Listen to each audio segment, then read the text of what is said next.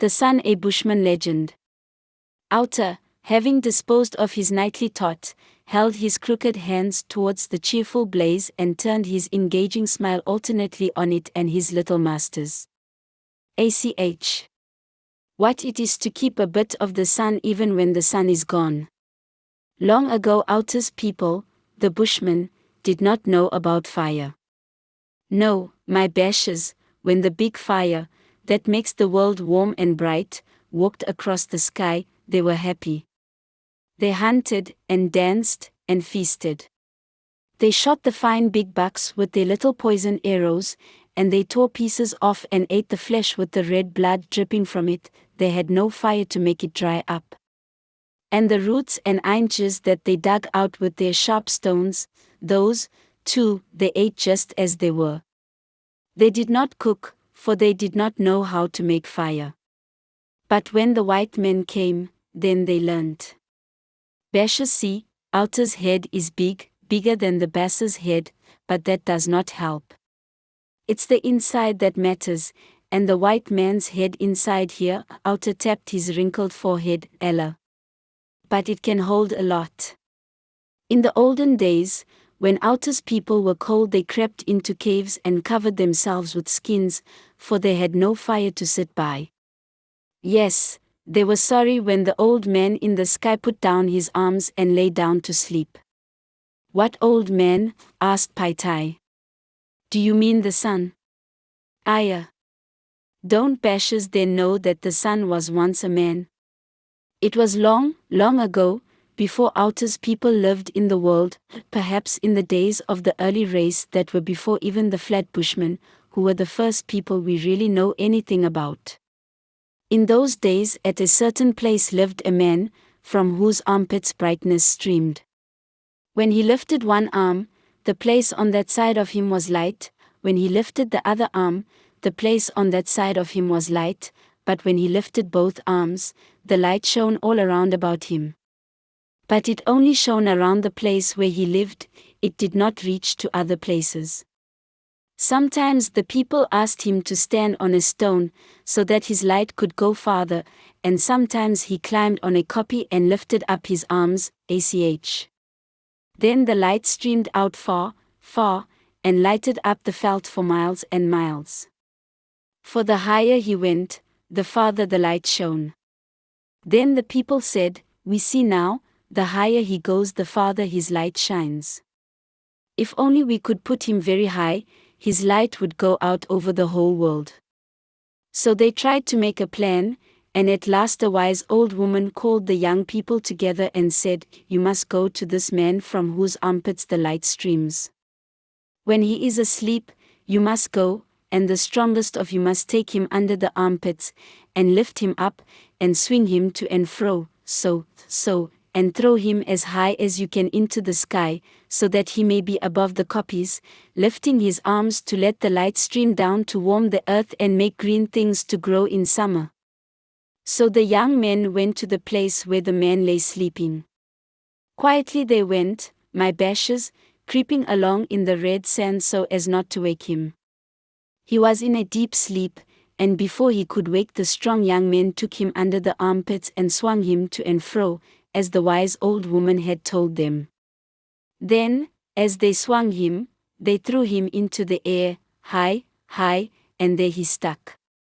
The next morning, when he awoke and stretched himself, lifting up his arms, the light streamed out from under them and brightened all the world, warming the earth, and making the green things grow.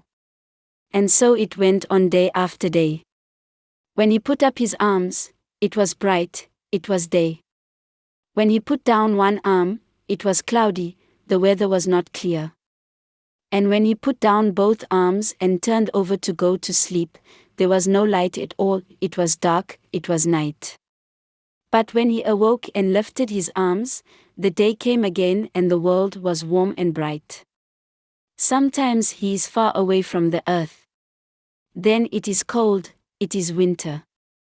But when he comes near, the earth gets warm again, the green things grow and the fruit ripens, it is summer.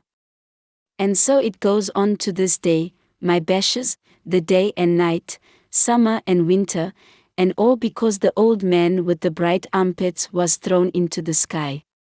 But the sun is not a man, Outa, said downright Willem, and he hasn't any arms. No, my bosh, not now. He is not a man anymore. But Beshes must remember how long he has been up in the sky, spans, and spans, and spans of years, always rolling round, and rolling round, from the time he wakes in the morning till he lies down to sleep at the other side of the world. And with the rolling, Beshes, he has got all rounder and rounder, and the light that at first came only from under his arms has been rolled right round him, till now he is a big ball of light, rolling from one side of the sky to the other.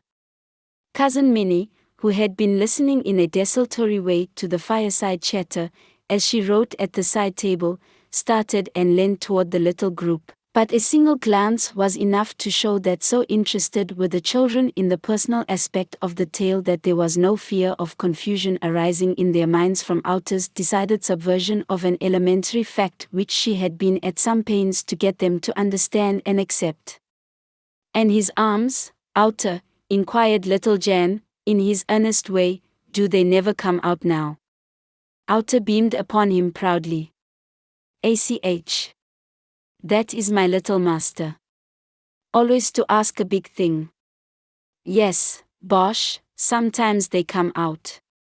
When it is a dark day, then he has put his arms out. He is holding them down, and spreading his hands before the light, so that it can shine on the world.